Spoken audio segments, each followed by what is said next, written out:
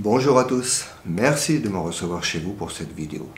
Que la paix soit sur vous et votre maison. Je vous propose aujourd'hui de considérer les chapitres 2 et 3 du livre de l'Apocalypse, sans entrer bien évidemment dans les détails. L'Apocalypse, comme vous le savez, est un livre prophétique. Et dans ces deux chapitres, l'apôtre Jean reçoit le message, donc prophétique, concernant ce que deviendrait après lui le développement du christianisme sur terre. C'est très instructif, mais c'est surtout nécessaire, comme un avertissement, de saisir ce que le Seigneur retient finalement de l'histoire de l'Église sur la terre, qu'il déroule devant nos yeux dans ces deux chapitres.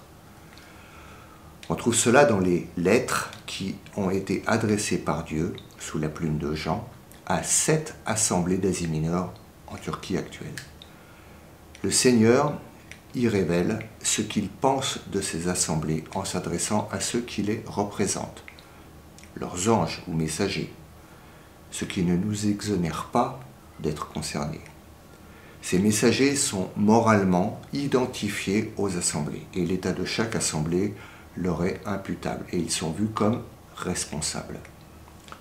Lorsqu'on y regarde de plus près, on voit clairement que ces 7 lettres représentent 7 états successifs de l'histoire de la chrétienté depuis la Pentecôte jusqu'à son dernier état, celui dans lequel nous sommes actuellement.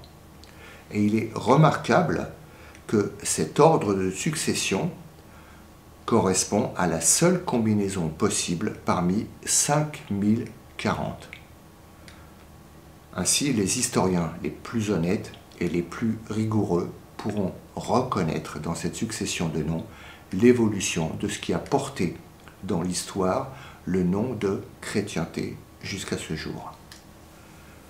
Nous avons donc grandement intérêt à considérer ce que le Seigneur voit, relève de l'état de ces églises et ce qu'il dit à chacune, car cela nous concerne, notamment lorsqu'il parle aux dernières églises, celles qui subsisteront jusqu'à la fin de la période chrétienne de la grâce, jusqu'à l'enlèvement de tous les croyants à la rencontre du Seigneur. Première lettre. Elle est adressée à l'Assemblée de Dieu à Éphèse et elle caractérise les temps apostoliques jusqu'à l'abandon du premier amour pour Jésus-Christ. Pour en venir aux Éphésiens, l'épître avec laquelle Paul s'est adressé est la dernière épître que Paul a écrite et elle date d'environ les années 80 à 100.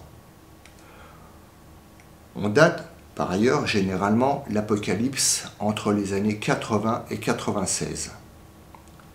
Dans son épître, Paul évoque la foi dans le Seigneur Jésus et l'amour qu'ont les croyants d'Éphèse pour tous les saints. Ce n'est pas rien, car le Seigneur dit que tous reconnaîtront que les chrétiens sont ses disciples dans la mesure où ils ont de l'amour entre eux. Éphésiens 1, 15. Dans l'Apocalypse, donc peu de temps après, le Seigneur a contre cette assemblée qu'elle a perdu son premier amour, ce qui n'est pas peu de choses à ses yeux. On voit donc qu'en peu d'années, un déclin s'est déjà manifesté parmi les croyants de cette assemblée. Et ceci doit nous servir d'avertissement, que celui qui croit être debout prenne garde qu'il ne tombe. Ainsi, Paul exhortait Timothée à s'exercer à la piété, comme à une gymnastique spirituelle. Attache-toi à la lecture des Écritures. On a aussi, dans la même épître à Timothée, l'encouragement à s'entretenir par des psaumes, en chantant de tout son cœur les louanges du Seigneur et en rendant grâce continuellement pour toutes choses à Dieu, au nom du Seigneur Jésus. Le déclin est malheureusement arrivé, malgré toutes ces exhortations. Cela nous montre que notre responsabilité est engagée. Et cela pour permettre au Seigneur son œuvre de sanctification pratique dans les cœurs. Voici pourquoi il peut parfois nous adresser cette question étrange. Veux-tu être guéri? Veux-tu être affermi dans ta santé spirituelle? Veux-tu être guéri? Comme il a adressé cette question à un paralytique depuis 38 ans. À nous aussi, le Seigneur, il cherche à nous faire entendre ce « veux-tu être vraiment guéri? Alors, lève-toi et marche ». Dans cette assemblée, Dieu relève quand même un point positif important. Parce que les Éphésiens ont été au contact de l'apôtre Paul pour recevoir, avec son autorité d'apôtre donnée par Dieu, ce qui concerne la saine doctrine. Je rappelle que les apôtres ont posé le fondement, la saine doctrine. Et les Éphésiens étaient donc encore capables de discerner les faux apôtres, les menteurs, les méchants. Et c'est aussi une instruction pour nous de revenir à la seule parole de Dieu, la seule saine doctrine, pour être en mesure de reconnaître le vrai du faux et de sa contrefaçon. Deuxième lettre. Elle est adressée à l'église à Smyrne et elle évoque la longue période durant laquelle l'église a dû souffrir les persécutions entre le milieu du 1er siècle jusqu'en 313, lorsque fut promulgué l'édit de Milan qui imposa la liberté de culte dans l'Empire romain par l'empereur Constantin et qui légalisa le christianisme. La Bible, qui mentionne 10 jours de tribulation, recouvre les 10 empereurs romains qui décrétèrent ces persécutions depuis Néron jusqu'à Dioclétien, en passant par Domitien, Trajan, Marc Aurèle, Septime Sévère, Maximin le Thrace, Dèce, Valérien et Aurélien. Revenez en arrière, comptez, il y en a 10. Et cela montre une fois de plus, si cela était nécessaire, l'authenticité de la Bible comme parole de Dieu. La période de 10 jours que mentionne l'Écriture, ce n'est pas du hasard. Dans la troisième lettre, pour l'assemblée qui a été réunie à Pergame, nous avons le mariage de l'Église professante avec le monde, lorsque l'empereur Constantin a déclaré le christianisme religion officielle. Le mot de Pergame signifie hauteur, élévation, citadelle, c'est-à-dire que ce mariage qui lie l'Église avec le pouvoir l'élève, au-dessus donc de tout comme une citadelle. Et c'est le sens étymologique du mot Pergame en grec. Et sous le patronage du monde, le Dieu de ce siècle a amené toutes sortes d'avantages mondains à ceux qui se déclaraient chrétiens. Sont apparus alors ce qu'on appelle les professants sans la vie, ceux qui trouvaient intérêt à se, entre guillemets, convertir au christianisme. Et l'Église a alors perdu de vue qu'elle n'est pas de ce monde, mais du ciel. Elle est tombée dans l'esprit de ce siècle. Elle a habité là où, dans cette lettre, il est écrit que se trouve le trône de Satan. Elle a habité tranquillement avec le monde, comme Lot qui s'était assis à la porte de Sodome. Quatrième lettre. Nous sommes à Thyatire, qui préfigure le papisme, le catholicisme romain. Au cours du concile de Pavie en 998, le nom de pape est réservé au pontife romain, qui s'est affirmé progressivement comme le guide suprême de l'Église. Dans le christianisme primitif, les évêques de Rome ne jouissaient d'aucun pouvoir particulier temporel. Et l'étymologie en grec de Thyatire signifie « odeur d'affliction ». En effet, ici est dénoncée Jézabel, qui se dit prophétesse. Ce système présente son autorité. On a les bulles papales infaillibles. On a la tradition qui est mise au-dessus de la parole de Dieu. Je cite le salut par les œuvres, les indulgences, payez et ça va vous racheter quelques péchés. On a l'institution d'un clergé avec sa hiérarchie, les évêques, les archevêques, les cardinaux, le pape. On a la doctrine de la messe qui perpétue le sacrifice de la croix de manière non sanglante par l'Eucharistie, qui perpétue un sacrifice qui est à refaire à chaque fois, alors qu'il a été fait et accompli une fois pour toutes. On a aussi le purgatoire. Et Jézabel, dans cette lettre, il nous est dit qu'elle enseigne les fidèles à se nourrir de choses sacrifiées aux idoles. On pense au culte des saints et au culte marial. Jézabel enseigne aussi à commettre fornication, c'est-à-dire à s'unir avec ce qui est impur. Et on pense au lien du Vatican avec le pouvoir politique. Je rappelle que le Vatican est un État, et j'ai écouté les paroles de l'hymne du Vatican. Il déclare le pape, tu es Christ. Il est à la gloire d'un homme. C'est parlant. Il est à noter que la grande prostituée d'Apocalypse 17, elle est vêtue de pourpre et d'écarlate, et elle est parée d'or et de pierres précieuses. L'économie de cette ville reposait à Thyatire sur le trafic et l'art de teindre en pourpre. J'ai été étonné lorsque j'ai vu à la télévision la les obsèques du précédent pape. J'ai été étonné d'y voir tous ces cardinaux réunis lors de ces obsèques et vêtus de leurs habits d'apparat de couleur pourpre. Heureusement, dans ce système, il y a de vrais enfants de Dieu, un résidu au milieu d'une masse de simples professants. Dites à quelqu'un qui se déclare catholique que vous avez la vie éternelle, il dira de vous que vous vous vantez, parce qu'eux-mêmes n'ont pas reçu l'assurance de la vie éternelle, parce qu'ils n'ont pas reçu le sacrifice fait une fois pour toutes et accompli, et qui les justifie à jamais, pour autant qu'ils croient vraiment dans Jésus-Christ.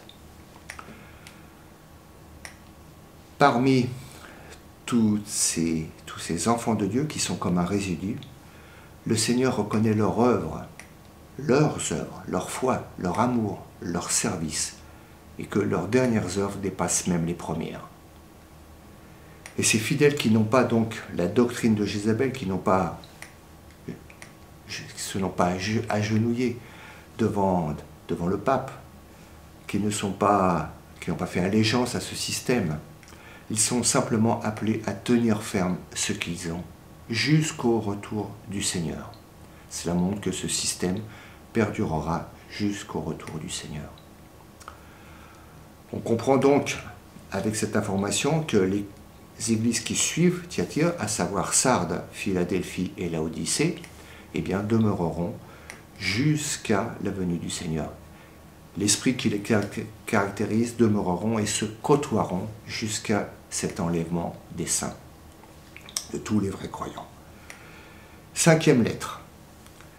Elle retrace l'époque que représente Sardes, l'époque qui a suivi la Réforme avec la naissance du protestantisme, la séparation avec le catholicisme et le lien avec les princes allemands et aussi la couronne d'Angleterre sous la forme de l'anglicanisme. Le formalisme n'a pas tardé à suivre la découverte du salut par la foi. Et ce formalisme est assimilé à une sorte de mort spirituelle. Là, c'est l'intellect qui domine, pas la mise en pratique de la parole de Dieu. On est plus près de la philosophie, de la morale, que de la foi. Dans les pays protestants, on a égard à la vérité, dans une certaine mesure, comme un héritage de ce christianisme. On a par exemple le crime de parjure aux États-Unis qui peut conduire en prison, à plusieurs années de prison. Mais si on a encore la lettre de la vérité, on a souvent abandonné que le pouvoir ne revient qu'à Dieu et pas aux mains du pouvoir civil. C'est la faute de l'Église d'avoir fait assumer une fausse position aux nations qui avaient été christianisées. On a par exemple le président des États-Unis qui prête le serment sur la Bible. On a les billets de banque et les monnaies américaines et sur lesquelles sont écrits « God, in God we trust ». Nous croyons en Dieu. Dans ce système, dans ce système protestant, il y a encore, heureusement et toujours, quelques noms qui ont conservé une réelle pureté personnelle, qui se distinguent de l'état mondain de ce qui porte le nom d'Église. 6e lettre. Elle est adressée à Philadelphie. à l'Assemblée de Philadelphie. Là encore, l'étymologie nous donne un sens précis de l'état d'esprit qui domine en Philadelphie. Philadelphie, amour des frères. Je rappelle que le Seigneur a déclaré que lorsque l'on aime son frère, c'est un signe que l'on est un disciple du Christ, un authentique disciple. Donc, Laodicée nous rappelle les réveils qui se sont succédés au cours du XVIIIe et du XIXe siècle, et notamment le troisième grand réveil à partir de 1830. Ces réveils donc ont éveillé de nouveau, réveillé les hommes à la fidélité à l'Écriture et à sa mise en pratique. Et parce que les hommes de cette époque qui ont été réveillés, eh bien, ont beaucoup reçu de Dieu, ils ont eu à cœur de beaucoup répandre, de beaucoup témoigner. Et le Seigneur a ouvert des portes, les portes vers l'évangélisation et la mission. Je rappelle que Paul disait « Malheur à moi si je n'évangélise pas ». On ne peut pas avoir été enrichi du Seigneur et de tout garder pour soi. Au cours de ces réveils, ont aussi été remis en lumière tout ce qui concerne le retour du Seigneur pour enlever les siens. À ce moment, beaucoup de croyants sont alors sortis des milieux chrétiens traditionnels historiques pour s'assembler de manière nouvelle autour de Christ, présent au milieu d'eux. Je rappelle que dans l'Évangile selon Jean, au chapitre 14, nous avons le témoignage du Seigneur qui dit à ses disciples qu'une fois que l'Esprit sera venu sur terre, ils le verront, lui. Et c'est en le voyant que des hommes aujourd'hui cherchent à se réunir autour de lui. Alors, voir évidemment par la foi, mais sous la puissance de l'Esprit Saint. Il est dit de ces saints à Philadelphie qu'ils ont gardé la parole du Christ. Tout vrai réveil de tout temps ne l'a d'ailleurs été que par la redécouverte de l'Écriture sainte et par l'obéissance de cœur à cette parole reçue comme étant véritablement ce qu'elle est, la parole de Dieu. On a ici, dans cette période qui se terminera avec la venue du Seigneur, la seule église, avec celle de Smyrne avant, à laquelle il n'est pas fait de reproche. Et nous arrivons finalement à la dernière lettre, la 7e lettre, adressée à l'église de Laodicée. Une fois de plus, l'étymologie nous renseigne sur ce qui se passe dans cette église. Laodicée signifie justice du peuple. C'est le peuple qui décide ce qui est juste. C'est le peuple qui légifère. C'est le peuple qui se conduit. Dans le monde, c'est la survenue générale de la démocratie. Mais cette église est caractérisée par le fait que le Seigneur y est à la porte et qu'il va vomir de sa bouche cette assemblée, car elle est tiède. Et comme l'Apocalypse est un livre prophétique, cette dernière église représente donc le dernier état de l'église professante. L'état le plus représentatif de ce que la chrétienté devient dans les tout derniers temps. C'est terrible. Le Seigneur est à la porte. Clairement, cela signifie que le Saint-Esprit l'est aussi. Il n'est plus celui qui conduit la vie de l'Assemblée. Il n'est plus celui qui la nourrit.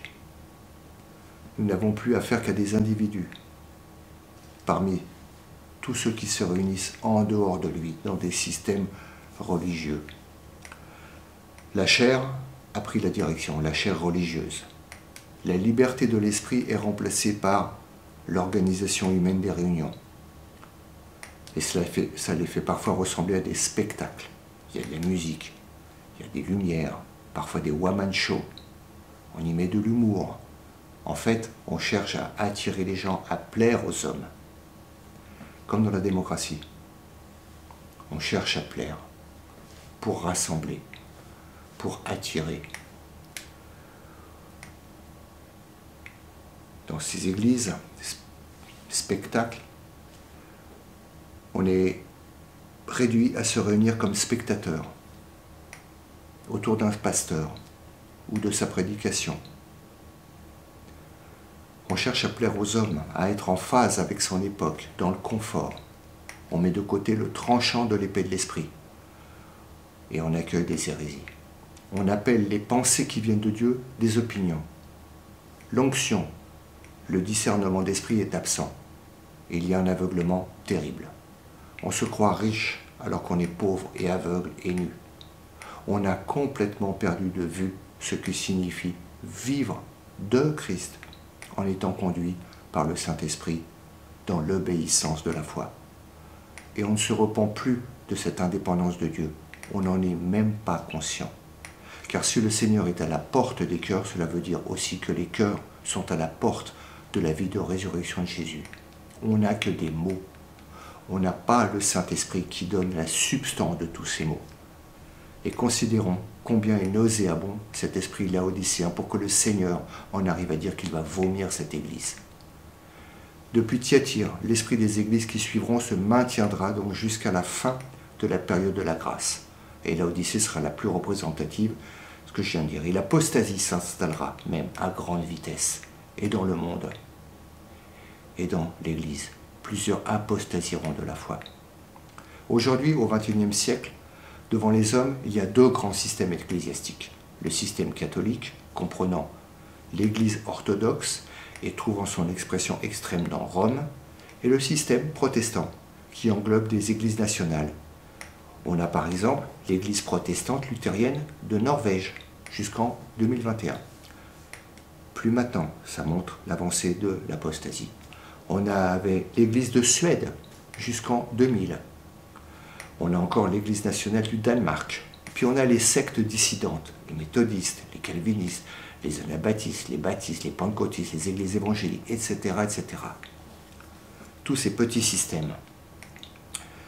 Dans les deux grands systèmes, heureusement, un résidu fidèle existe qui se tient en dehors de l'état déplorable de la masse de ceux qui professent être chrétiens et qui ne le sont pas. Et dans ces lettres aux églises, il est question pour nous d'entendre, de vaincre, et ceci doit être pris au sérieux. Ces lettres témoignent de l'état d'esprit qui domine au sein de ces assemblées, et à part à Smyrne et à Philadelphie, toutes les autres églises encourent des reproches sévères, suite à des manquements graves à ce qui est dû au Seigneur, à celui qui est le chef de l'Église. Voici ces manquements. 1. L'abandon du premier amour pour Dieu. Cela entraîne un éloignement d'avec Dieu et donc de la réception de toutes ces bénédictions qu'il a en réserve. 2. L'union avec le monde, qui ne réalise plus que le chrétien n'est pas de ce monde et qu'ici-bas, il n'est plus ni juif ou grec ou français, mais en Christ, c'est-à-dire étranger et pèlerin sur cette terre. 3. Le manquement, ça a été d'avoir comme chef un autre que Dieu et sa parole dans les questions religieuses le concernant, et de laisser agir cette autorité usurpée de chef de l'Église dans un système que Dieu ne reconnaît pas. 4. Nous avons, donc c'est à Sardes, l'intellectualisme qui prive de comprendre le fond des choses, la substance de ce qu'est la vie chrétienne, à savoir connaître Dieu et avoir affaire avec lui. Et pour finir, dans Laodicée, nous avons donc le problème de la démocratie au sein de la chrétienté, dans le sens que le centre de la vie religieuse n'est plus Dieu, mais l'homme, son bien-être, son développement personnel et égoïste. Que Dieu, qui nous exhorte à entendre ce que l'Esprit a dit à ses églises, que Dieu nous sonde et nous purifie de ces états d'esprit qui contaminent le corps de Christ. Nous devons savoir que nous sommes responsables, car il y aura les vainqueurs et les autres. Et le chemin vers la victoire, qui ne peut être que la victoire de Dieu, au milieu de ces assemblées, ne passe que par le deuil, la tristesse, l'humiliation, la repentance, qui amène finalement à voir ou à revoir et à saisir ou à ressaisir l'infinie richesse de sa grâce envers les pécheurs. Cette réponse merveilleuse à ce que nous sommes, pour nous amener à adorer Dieu pour son amour infini envers les humains. Voilà.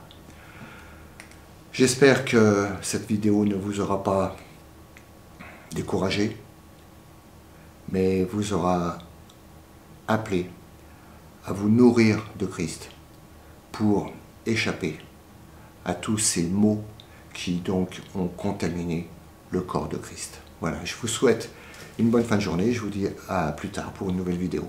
Que le Seigneur vous bénisse, évidemment.